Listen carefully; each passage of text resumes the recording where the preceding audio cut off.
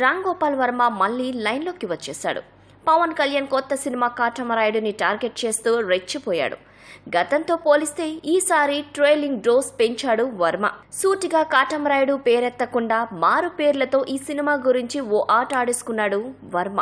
ఎవరో 70 ఏళ్ల పెద్ద మనిషి వచ్చి వర్మకు చెప్పాడట, కాటమరాయుడు చూడటం కంటే పోర్న్ సినిమా చూడడం మేలని. సర్దార్ గబ్బర్ సింగ్ కంటే కాటమరాయుడు బెటర్ సినిమానో కాదో తనకు తెలియదని.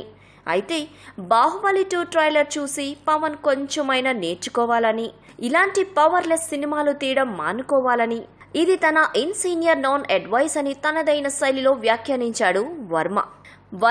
ఇలా కాటమరాయుడు మీద ట్వీట్లు దాడి మొదలు పెట్టగానే పవన్ అభిమానులు అతడి మీదకి దండెత్తారు. దీంతో వర్మ కూడా వాళ్ళను టార్గెట్ చేశారు. ఎవరో సుబ్బారావు చెప్పాడట, అతడి అభిమానులు ఎద్దులు కూడా కాదు గొర్రెలు అని. ఎద్దులకు కనీసం తోలు మందంగా అయినా ఉంటుందని, కానీ అతడి అభిమానులకు అలా కూడా ఉండదని. ఇక ఎవరో రాకేశ్వర్ అనే ఒక క్యారెక్టర్ పేరు పెట్టి ముగ్గురిని పెళ్లి చేసుకున్నందుకు గర్వించడం మాని ఒక మంచి సినిమా అయినా ప్రొడ్యూస్ చేయించాల్సిందని. ఇక చివరిగా ఈ ట్వీట్లకు కంక్లూజన్ ఇస్తూ కాటమరాయుడు అవతార్ కన్నా బాహుబలి 2 ట్రైలర్ కన్నా బాగుందని తన పని మనిషి అన్నారని, దీన్ని 100 మిలియన్ సార్లు చూడాలని కూడా పేర్కొన్నట్లుగా వర్మ చెప్పాడు. కాటమరాయుడు డివైడ్ టాక్ మీద అసలే కాక మీద ఉన్న పవన్ అభిమానులు వర్మ వ్యాఖ్యలు మరింత ఉడికించేవే.